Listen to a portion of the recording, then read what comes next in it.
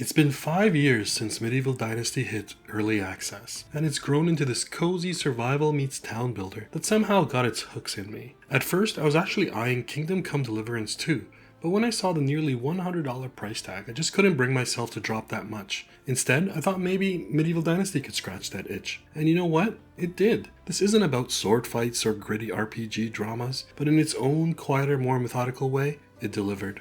The spark came when I started Oxbow, the newer map built for co-op, where instead of chasing someone else's scripted dynasty tale, I made my own with a friend. We lived through 10 in-game years, raising a town. Not the scripted story, but the sandbox experience of carving out a medieval life and a dynasty. Just a quick aside, this video isn't a review of the game, just my experience playing it. However, if you want a quick and dirty rating, here you go. Graphically, the game is gorgeous, and looks fantastic on my mid-range PC. I would even put it above KCD2 if your machine can't run it in high settings. For a survival game, it has everything you would want: building, crafting, eating, drinking, and combat. It has a very slow start, and if you're not a fan of grinding, you might burn out very early. The UI takes a lot of getting used to, but it's serviceable and straightforward. From ambience to the soundtrack, I'd hesitate to score the music any lower than 10 out of 10. There's even voice acting, and the villagers' voice lines in the background, while repetitive, will give you a chuckle. Even the real singers behind the music show up in the tavern to sing for you. Overall, it's a solid 8 out of 10 game, losing some points to how much of a slow grind it is. That's my quick and dirty review, and back to my journey through the game.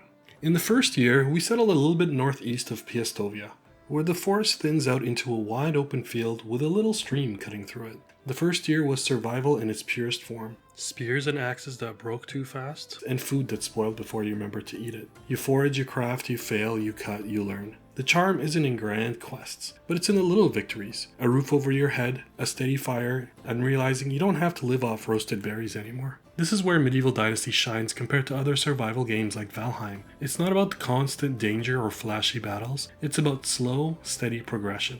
During years 2 and 3, the two-man dynasty began to grow, and started looking more like a village. My friend took charge of villager assignments, deciding who hunted, who gathered, and who crafted. But I became the reputation and coin manager, chasing quests, trading at towns, and making sure we had enough silver to expand and pay our taxes. Together we chipped in on farming, logging, and hauling resources. This balance made co-op feel meaningful. One of us kept spreadsheets in their head, and the other kept the purse full. We weren't just surviving anymore, we were building a system. During years 4 and 5, the town started building its momentum. Fields of flax and cabbage and carrots stretched by the stream. Workshop churned out tools and clothing to sell, and villagers woke with the sun and worked while we watched. This is where the season system really matters. Spring is planting season, full of optimism, muddy shoes. Summer is busy and hot, but bountiful. Autumn is the great harvest season. When your fields blossom, your villagers actually feel useful. And winter is very humbling. It took us a few years to get decent enough clothes to survive, and keep our food stores and firewood up. The critics often describe the game as relaxing and almost meditative, and it is, but I'd add it's also quietly demanding. If you neglect preparation, the game will punish you, but not in an explosive game over kind of way. It just lets you live with your bad planning. These were also the years where we grinded the most. Between cutting logs and the mines themselves, we were spending too much time grinding. We had to, as a lot of the game's progression systems are locked behind coin. You had to grind to make product to sell, to earn coin to buy product to make to sell. The game's skill point and building unlock system also depended on a lot of grinding, which we didn't mind at first, but it became super tedious nearing the end of the game. Year 6 is when we started focusing more on quests and the stories in Oxbow. The questing in Medieval Dynasty is a mixed bag. However, in Oxbow and during these years, we felt both sides of it.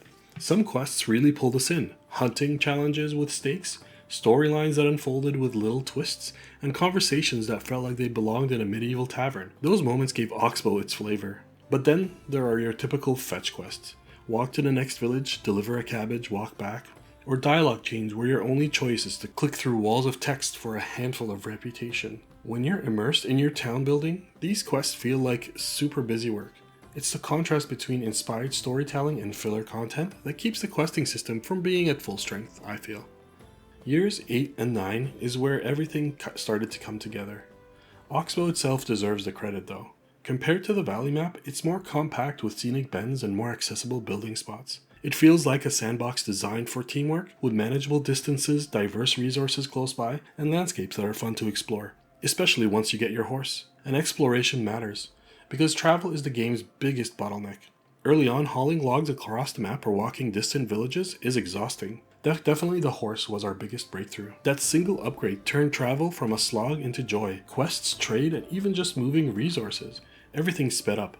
And suddenly the game's world felt less like a grind and more like a place to roam. In the final years, Strumień was a living town, rows upon rows of homes along the stream, fields that looked neat instead of improvised, a central market where we stored goods, tools, and food, and our beloved horses who carried us through the worst of the grind. The point wasn't to make the biggest or more efficient town, it was more about the shared pride in what we built.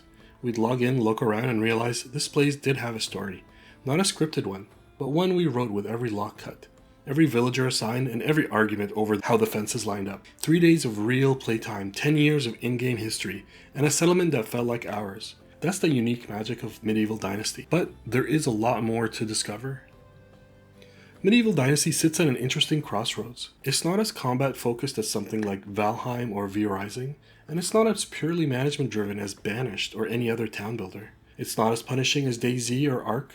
Instead, it mixes all those flavors into something gentler. A survival town builder that rewards patience over power fantasy. And this is where I circle back to Kingdom Come Deliverance 2. The game that promises swordplay, political intrigue, and the whole knightly adventure, but also comes with the premium price tag. Medieval Dynasty doesn't deliver that kind of gritty, story-driven RPG like I said. Instead, it scratches the itch in a different way, by letting you live the life of villager, not a hero.